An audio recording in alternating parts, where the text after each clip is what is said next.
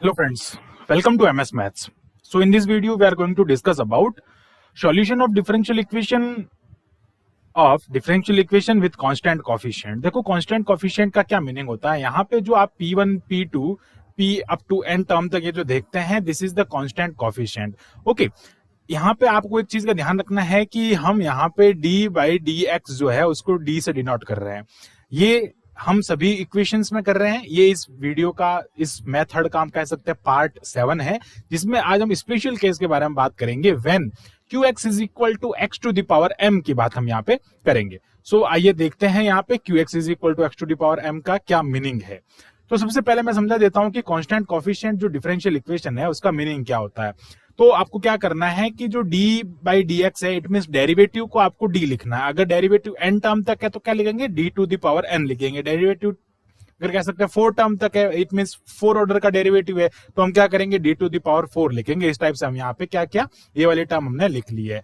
फिर हमको क्या करना है यहाँ से कि यहाँ से जो y है, इन y वाली टर्म्स को हमने क्या कर दिया, यहाँ पे हमने देखें आप कॉमन ले ले. यहाँ पे हमने y को कॉमन लिया, तो y को कॉमन लेने के बाद में ये वाला जो पूरा फंक्शन है, that is it say that f is equal to f function of d. It means ये पूरा d का फंक्शन है ना, that is d to the power n, d to the power n minus 1, d to the power n minus 2. तो ये सारा हम क्या करते हैं यहाँ पे कि जो इस पूरे फंक्शन को हमने ये जो पूरा जो टर्म है इसको f to the power f function of d यहाँ पे हमने लेट कर दिया है. फिर यहाँ पे q के हमने बहुत से केस पढ़े हैं. अगर आपको भी सारे वीडियो देखने हैं तो आप हमारी प्लेलिस्ट में जाके, या फिर लिंक आपको डिस्क्रिप्शन में गिवन है, वहां जाके आप इन सब के जो जो स्पेशल केसेस हैं उनमें आप देख सकते हैं.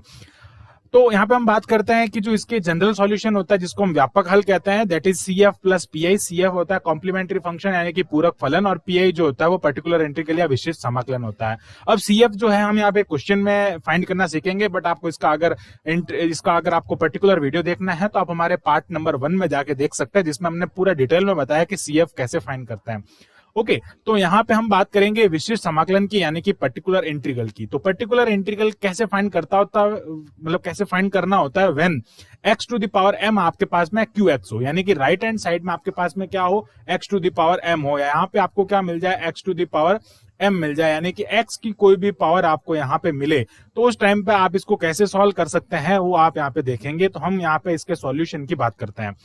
तो इसका सॉल्यूशन करने के लिए हम क्या करते हैं कि जो पीआई का जो जनरल मेथड होता है, इट मींस पीआई का जो जनरल फॉर्मूला होता है, that is 1 upon function of D into Q x होता है. अब हम क्या करते हैं यहाँ पे कि ये जो फंक्शन ऑफ डी है इसका क्या करना होता है, आपको इनवर्स लेना होता है. इनवर्स क्यों लेते हैं हम आप अभी देखते हैं कि इनवर्स इसलिए लेते हैं, अगर मैं इसको ऐसे लिखना चाहूं तो we can write D to F to the power D F function of D and -1 हो जाएगा, और यहाँ पे आ जाएगा आपके पास में x to the power m आ जाएगा. ओके, ये क्या हो जाएगा, x to the power m हो जाएगा. अब x to the power m है, हमने ऐसा क्यों किया, because we will use here binomial theorem. Binomial theorem का हम यहाँ पे यूज करेंगे. अगर इसकी पावर 1 भी होती है या 2 भी होती है तो उसके लिए मैं आपको एक्सप्रेशन बता देता हूं कि बाइनोमियल थ्योरम का एक्सप्रेशन हम यहाँ पे कैसे करते हैं. तो मैं बात करता हूं यहाँ पे बाइनोमियल थ्योरम का. ओके, तो बाइनोमियल थ्योरम क्या है उसके बारे में हम यहाँ पे डिस्कस कर लेते हैं. तो बाइनोमियल थ्योरम की मैं बात करता हूं तो फर्स्ट मैं यहाँ पे लिखता हूं कि अगर आपको मिले 1 प्लस, या फिर हम जो जनरल है उसकी बात कर लेते हैं कि a plus X to the power n, अगर आपके पास में कोई बाइनोमियल थ्योरम है तो इसका एक्सप्रेशन क्या होता है, एक्सप्रेशन होता है X to the power n plus nc1 X to the power n minus 1 a to the power n. फिर क्या होता है प्लस nc2. ओके, ये क्या होता है, कॉम्बिनेशन होता है, जो एक परम्यूटेशन और कॉम्बिनेशन क्रमचय संचय होता है, उसके हिसाब से इसका बाइनोमियल थ्योरम का एक्सप्रेशन हम यहाँ पे करते हैं.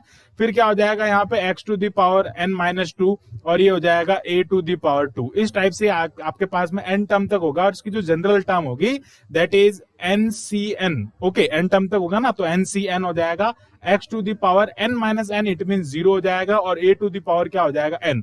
तो ये होता है आपके पास में जो जनरल सॉल्यूशन होता है. अब जो जनरल सॉल्यूशन है इसमें हम जो कॉम्बिनेशन इसका फॉर्मूला अगर यूज करते हैं तो we can write as x to the power n, और यहाँ पे nc1 जो होता है इसको हम क्या लिख सकते हैं, ये हो जाएगा x, और ये हो जाएगा यहाँ पे हो जाएगा आपके पास में n-1. ओके, ये इसको हम ऐसे लिख लेते हैं n-1 x to the power n-1, और ये हो जाएगा a टू द पावर 1. यहाँ पे आता है आपके पास में 1 फैक्टोरियल, प्लस क्या हो जाएगा, यहाँ पे आ जाएगा आपके पास में n-1 ओके, यहाँ पे आ जाएगा आपके पास में n आएगा, ओके सॉरी दिस इज, यहाँ पे आ जाएगा आपके पास में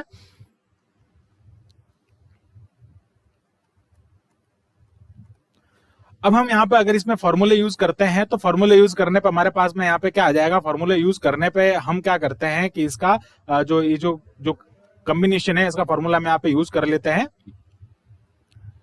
nx टू द पावर, ठीक है। अब हम यहाँ पे जो कॉम्बिनेशन है इसका फॉर्मूला यूज कर लेते हैं तो इसका एक्सप्रेशन आगे हम और सॉल्व कर सकते हैं। तो ये हो जाएगा x to the power n plus ये हो जाएगा n, और यहाँ पे आ जाएगा x to the power n minus 1, और ये आ जाएगा a to the power 1 plus ये हो जाएगा nc2 का अगर हम फॉर्मूला अप्लाई करते हैं तो ये हो जाएगा n माइनस 1 अपॉन ये हो जाएगा 2 फैक्टोरियल, और ये हो जाएगा x to the power n minus 2 and a to the power 2। इस टाइप से आगे ये जो आपका एक्सप्रेशन है ये चलता जाएगा। अब हम कुछ स्पेशल केसेस की बात कर लेते हैं। इसमें अब मैं सेकंड यहाँ पे बात करता हूँ कि अगर आपके पास में 1 plus X to the power minus 1 मिल जाए, बिकॉज हमको इस क्वेश्चन में इस टाइप के मेथड में इस टाइप की कुछ प्रॉब्लम फेस करनी पड़ेगी, तो हम इसका जो जनरल सॉल्यूशन है वो डायरेक्ट हम आपको बता देते हैं, that is 1 minus X square plus X cube minus X to the power 4 plus ये हो जाएगा x to the power 5। Okay, इस टाइप से X to the power n term तक ये चलता जाएगा। फिर हम बात करते हैं कि अगर आपको मिल जाए 1 minus X to the power minus 1, okay, तो यहाँ पे क्या हो जाएगा 1 plus X square plus X cube plus X to the power 4 plus X to the power 5 up to n term. Okay, fourth number हम यहाँ पे फॉर्मूले की बात करते हैं कि अगर आपको मिल जाए 1 plus X to the power minus 2, okay, तो ये फॉर्मूला जहाँ पे मिले तो वहां पे हम यूज कर सकते हैं 1 माइनस 2x स्क्वायर प्लस ये हो जाएगा 3x क्यूब माइनस ये हो जाएगा 4x टू द पावर 4, और ये हो जाएगा इसका एक्सप्रेशन। ओके, तो 5 हम बात करते हैं यहाँ पे, अगर आपको मिल जाए 1 minus X to the power minus 2, that is 1 plus 2x square plus ये हो जाएगा 3x cube plus 4x to the power 4। इस टाइप से आप इसका जो एक्सपेंड है वो कर सकता है। तो यहाँ पे हमने आपको बात की इन सारे फॉर्मूले में कि बाइनोमियल थ्योरम के अगर आपके पास में जो एक्सप्रेशन होते हैं, ये एक्सप्रेशन अगर आपके पास में आ जाते हैं तो आप क्वेश्चन को कैसे सॉल्व कर सकते हैं। देन हम बात करते हैं एक एग्जाम्पल लेके कि एग्जाम्पल के थ्रू हम इस क्वेश्चन को समझेंगे ना तो बहुत ज्यादा ईजी होगा। तो हम एग्जाम्पल लेते हैं और एग्जाम्पल के थ्रू आपको समझाने की कोशिश करेंगे कि ये जो क्वेश्चन है वो होता कैसे है। So let's start the example. तो हमने यहाँ पे एक एग्जाम्पल लिख रखा है, तो हम बात करेंगे एग्जाम्पल की। ओके, तो मैं यहाँ पे एग्जाम्पल जो क्वेश्चन है वो एक बार लिख लेता हूं। तो यहाँ पे मैं लिख लेता हूं जो एग्जाम्पल क्वेश्चन है हमारा उसको। तो ये हो जाएगा हमारे पास में क्वेश्चन, हम एक इसका एग्जाम्पल ले रहे हैं। एग्जाम्पल है d to the power 4 y, ये हो जाएगा d x to the power 4 minus ये हो जाएगा a to the power 4 y is equal to x to the power 4। Now you can see this is the constant coefficient x to the power a to the power 4, that is constant coefficient. जो हमारी question की जो general term है, general equation है, जो general safe है उसकी वो बन रही है यहाँ पे। और यहाँ पे आपको क्या मिल रहा है, x to the power m मिल रहा है। इट मींस यहाँ पे जो इसका सॉल्यूशन होगा वो क्या होगा, तो आप यहाँ पे देखें तो सॉल्यूशन में सबसे पहले हमको क्या करना होता है कि d बाई डी एक्स जहां पे भी होता है वहां पे हमको क्या पुट करना होता है, जनरल टर्म में d पुट करना होता है। इट मींस यहाँ पे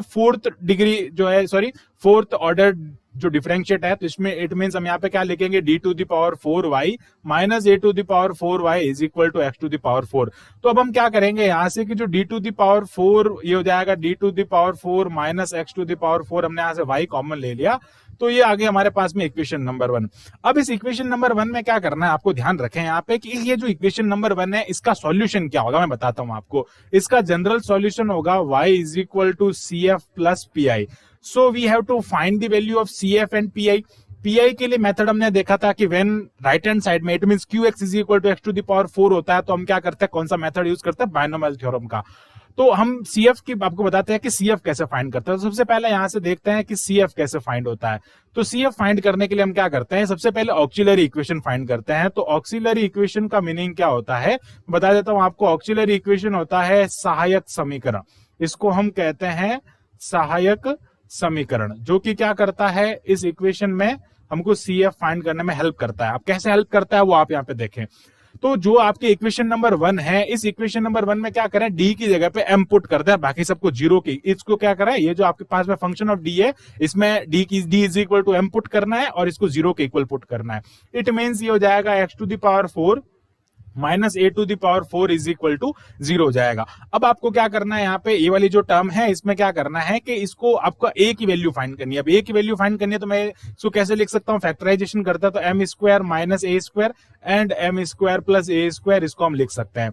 सो अब क्या करना है आपको, यहां से मैं इसको वापस लिख सकता हूं ना, एम माइनस सॉरी हो जाएगा हाँ m minus a m plus a, और इसको हम क्या लिख सकते हैं, m square plus A square is equal to 0।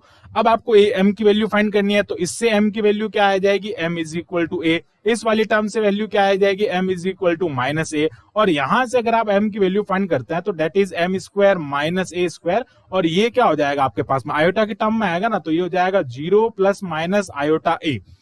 तो यहां से सीएफ फाइंड करने के लिए आपके पास में अलग अलग फॉर्मूले होते हैं, वो फॉर्मूला आप हमारे पार्ट 1 में जाके देख सकते हैं। मैं डायरेक्ट उन फॉर्मूला का यहाँ पे यूज करता हूं। तो ये हो जाएगा CF is equal to Y, यहाँ पे हो जाएगा ए है ना आपके पास में, तो ये हो जाएगा C1 E raise to power AX। फिर यहाँ पे कौन है आपके पास में, C2 E raise to power minus AX। अब यहाँ पे C1 C2 जो है ना वो कांस्टेंट है, ओके, ये आप इसमें कंफ्यूज ना हो, क्योंकि हम अलग अलग कांस्टेंट को डिनोट करने के लिए C1 C2 इस फॉर्म में लिखेंगे। फिर जो आपके पास में जो इमेजनरी नंबर के अगर आपके पास में वैल्यू आ जाती है तो इसका फॉर्मूला होता है e raise to power AX। Okay, ये क्या होता है, इसके लिए ए होता है, ये जो है इसके लिए बी होता है। तो यहाँ पे ए कौन है, 0 है, तो इसका स्क्वायर एक्स के साथ में मल्टीप्लाई कर देंगे तो 0 हो जाएगा। एंड यहाँ पे क्या हो जाएगा आपके पास में आगे C3 2 तक तो हमने दे दिया ना, C3 यहाँ पे आता है cos BX, बी कौन है यहाँ पे, ए है, तो ये हो जाएगा cos AX प्लस ये हो जाएगा C4 और ये हो जाएगा sin AX। अब आप देख सकते हैं यहाँ पे मैं अगर इसको सिंप्लीफाई करता हूं तो ये हो जाएगा C1 E raise to power AX plus ये हो जाएगा C2 E raise to power minus AX, और ये वाला टर्म क्या हो जाएगा, 1 हो जाएगा ना। It means we can write C3 cos AX plus ये हो जाएगा C4 sin AX।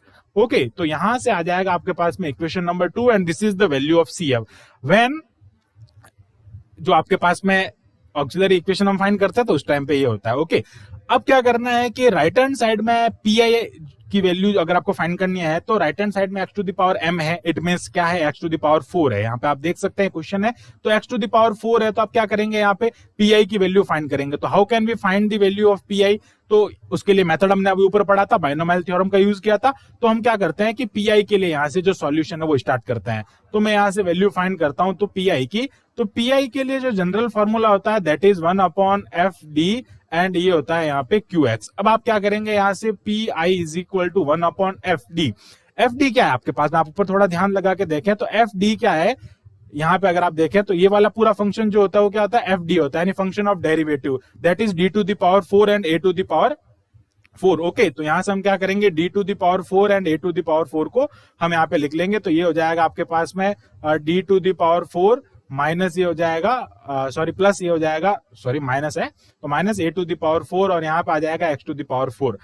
अब क्या करना है कि इसको बाइनोमियल थ्योरम में हमको कन्वर्ट करना है ना, तो यहां से हम क्या करेंगे, इसको बाइनोमियल थ्योरम बनानी पड़ेगी, इट मींस हमको 1 प्लस में लिखना पड़ेगा ना। तो ये हो जाएगा PI is equal to 1 upon, तो मैं यहां से अगर A की पावर को कॉमन लेता हूं, A to the power 4 common लेता हूं, तो ये क्या बनता है, D to the power 4 minus 1। अब अगर मैं यहाँ पे क्या लिखना चाहूँ, 1 minus D to the power 4 लिखना चाहूँ तो क्या करना पड़ेगा, मुझे माइनस कॉमन लेना पड़ेगा, इसलिए मैंने माइनस कॉमन ले लिया। तो ये हो गया 1 minus D to the power 4 upon A to the power 4 power 1, और ये हो जाएगा x टू द पावर 4। तो यू कैन सी हियर, यहाँ पे जो बाइनोमियल थ्योरम की जो टर्म है वो यहाँ पे बन रही है। इट मींस अब हमको क्या करना पड़ेगा, -1 की फॉर्म में लिखना पड़ेगा। तो ये हो जाएगा PI is equal to -1 upon A to the power 4, और ये क्या हो जाएगा, 1 minus D to the power 4 upon A to the power 4 minus 1 x to the power 4। यहाँ पे आपको बहुत ही इंपॉर्टेंट एक बात का ध्यान रखना पड़ेगा।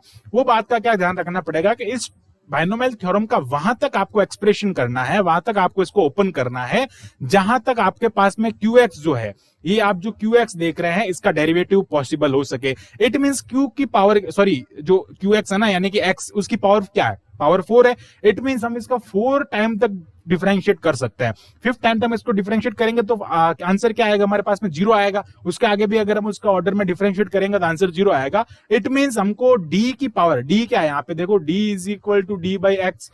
Okay, D by D X. It means ये क्या कर रहा है, वापस उस टर्म का क्या करेगा, डेरिवेटिव करेगा ना, उसका डिफरेंशिएशन करेगा। तो ये डेरिवेटिव है बेसिकली, तो D टू द पावर 4 है यहाँ पे।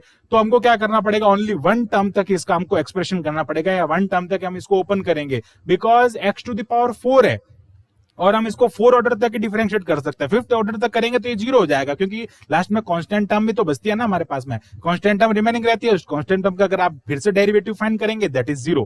तो ये हो जाएगा 1 minus a to the power 4, और इसका अगर आप एक्सप्रेशन कर रहे हैं तो एक्सप्रेशन में क्या आएगा 1 plus d to the power 4, ये आ जाएगा a to the power 4। Next term आपको लेने भी नहीं है, उसको क्या करना है, इग्नोर करना है। ओके, यहां से आपको उनको इग्नोर करना है, बिकॉज उनके बाद में क्या होगा, आंसर तो आपके पास में 0 ही होगा ना, तो हम उस टर्म को लेंगे ही नहीं। अब आपको क्या करना है कि यहां से वैल्यू फाइंड करनी है पी आई की, तो ये हो जाएगा P I is equal to -1 upon X to the power 4।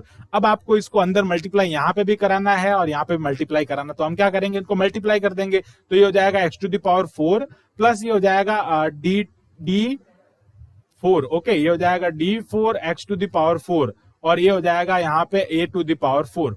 Okay, अब हम क्या करते हैं यहाँ पे कि P I is equal to -1 upon a to the power 4 x to the power 4। अब आपको इसका डिफरेंशिएट करना है, तो मैं अगर एक बार डिफरेंशिएट करता हूं तो 4 आएगा आगे, फिर यहाँ पे 3 बचेगा, रिमेनिंग 3 होगा, और यहाँ पे क्या आएगा x टू द पावर 3 होगा, अपॉन में क्या आ जाएगा a टू द पावर 4, तो रिमेनिंग है ही है। फिर क्या हो जाएगा P I is equal to 1 upon a to the power 4 x to the power 4 plus, अगर मैं इसका वापस अगर डिफरेंशिएट करूंगा that is 12d square. Okay, यहाँ पे क्या आ जाएगा 12d स्क्वायर, और ये हो जाएगा एक्स स्क्वायर अपॉन ये हो जाएगा a टू द पावर 4। अब ऐसा क्यों हुआ, क्योंकि आगे 4 है ना, तो 4 का हम अगर यहाँ से इसका डिफरेंशिएट करेंगे तो ये 3 आगे आएगा, तो ये हो जाएगा 12।